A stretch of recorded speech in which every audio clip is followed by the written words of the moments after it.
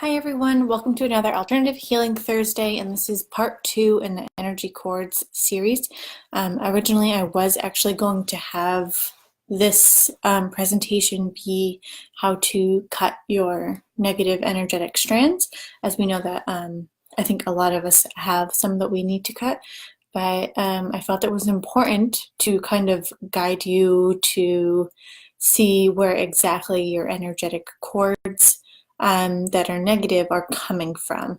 So we're going to talk about a couple of things today. We're going to talk about heavy cording. We're going to talk about how you pick up heavy cordings and types of energetic cords that can be diminishing your energy, as well as ways to actually find out if you have any negative strands on you, and positive ones too, if you would like to find that out. But then, so next week is a pendulum reading, and the following week is an end of month ceremony that I do. So we'll be talking about how to cut your strands the first week of December. And I apologize if this is a little bit wonky for those that are in the group. It's just that my schedule changed, my day job schedule changed, so my whole life is changing, and this is really all that I can kind of afford to do right now. So bear with me. These will be very informative, as I feel like they have always been, and I do give my all and take, I try and take the time to teach you these things so that you can succeed more in life, but also make these really short. I find that's really important for me now. So for you too, I'm sure it's really important to keep things, 20 minutes or less, because let's face it, we just don't have a lot of time, right? So anyways, let's get right into it. So one thing I would like to mention is that energetic cords tend to attach to the chakras. So when you are looking for them, or if you feel like when you are looking for them, or when you're in a state of mind where you're asking your body where they might be, you might get a sensation in one of your chakras, and that is because cords tend to attach there, both positive and negatives. So heavy cording, negative cording that may be attached to your chakras or anywhere else in your body, they can really, really diminish your energy and also stop chi flow or energy flow from occurring to its highest potential, So some other symptoms of really heavy negative cording can be chronic exhaustion and not knowing where it came from, patterns that aren't yours or that are not normal for you, random unwanted thoughts, emotions you can't seem to control that aren't normal for you. So for example, if you're not a very angry person and all of a sudden you're just feeling like you're having these angry bursts, that can be from being around someone, you picked up on someone else's energy, but also now they have an attachment to you. Unhealthy attachment to things, right? People or places. So sometimes things in our home, right? We can't get rid of them. We have an unhealthy attachment to them. Situations we can't let go of. People that either we really, really, really love or we really, really, really dislike, and they end up having an effect on us. Every time we think of them, we either energize them, right? It either energizes us or it diminishes our energy. So you can kind of tell the difference, I'm assuming. And aching for past relationships, right? So you just got out of a relationship, or you have not been able to move on from a previous relationship. That can be really heavy, deep cording. Repetitive conversations with someone in your head. Like when you say you wish you could have said something differently, or you wish you spoke up, and you keep having the conversation in your head. That's probably because you had a cord to that situation or that conversation. Plotting ways to get revenge, obsessive thoughts, sympathy pains, but to an extreme, right? I've had these before where one of my friends was broken up with, and she was so incredibly sad, and I was like dry heaving, like bawling my eyes, even though I, I really wasn't that sad. I was just, there was something like it just came over me, and I felt like I had gotten broken up with as well. So, it's good and it's bad, and it's got its times for sure. So depression and hopelessness are also symptoms of heavy courting as well. You should always cleanse and take action on cleansing or rejuvenating your energy when you are around or have these experiences that I'm going to list. So energetic vampires, I'm sure you know these type of people. They're not always bad people, but and they're usually not aware that they're draining your energy, but subconsciously they feel like there's not enough love and attention to go around. So subconsciously they steal everyone's energy pretty much, or at least they do with those people that don't have boundaries. So it tends to be empathic people. We just don't really have boundaries, or we tend to get, I don't want to say stepped on, but sometimes that's the case. Like I feel like that's the case with me a lot of the times. I don't speak up when I know I should, or I'm thinking it, or I do things that I don't want to do because I'm kind of afraid of what they're going to say. So I'm sure you know who you are, and you also know who these people are. I don't think that you would be an energetic vampire. I don't think you would be in my group.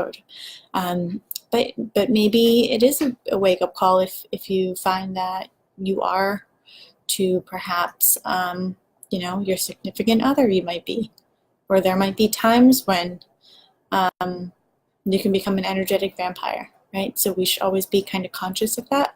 But with these type of people, there always tends to be a lot of drama around them constantly, because it allows everyone to really focus on them, right? So that's kind of their type of personality. They can also be seen as narcissists, passive-aggressive people, or even completely aggressive people. And again, it's a very, very important to shield yourself from them before you see them, right? Especially if you know that you're going to see them, shield yourself or try not to see them at all.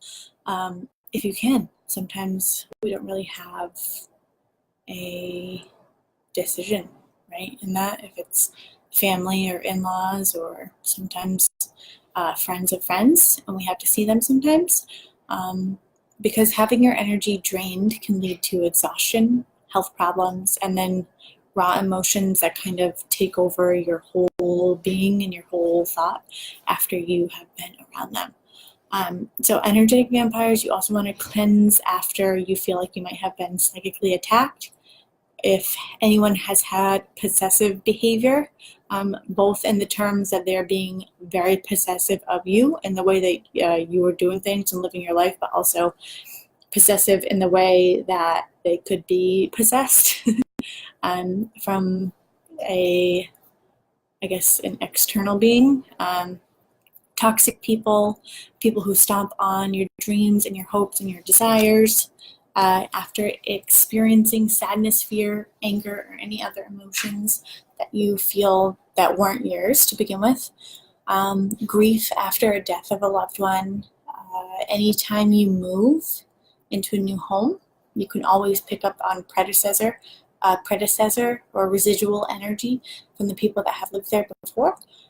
Sometimes when people come into your home as well, and they cause drama and they cause fights, they can leave energy in your home. So you want a full home energy clearing, as well as in the workplace as well.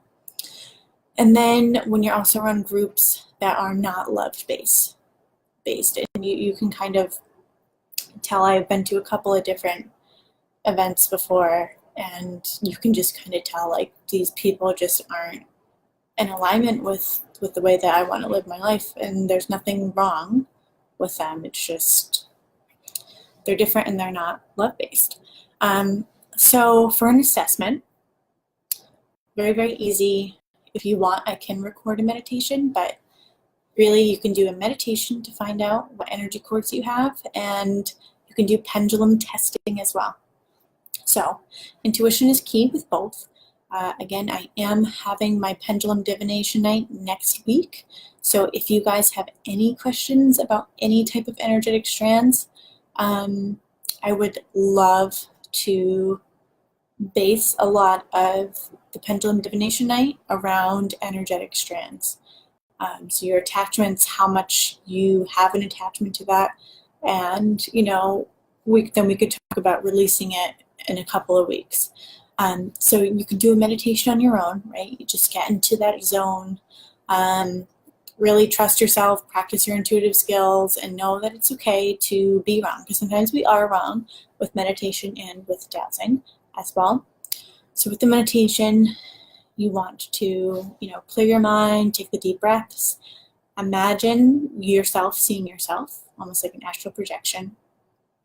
Look at your body, look at all of its threads, its strands, ribbons, cords, ropes, or even cobwebs of energies flowing out of your chakras and other areas of your body. And then just choose one per each meditation, okay? So you're going to want to pick one strand. Notice its texture, its color, its size, its temperature and where it's located. And then you're going to want to follow that energy strand to the other side of it to see what is attached on the other side. It might be a person, it might be a place, it might be a thing, or it might be a situation. Okay?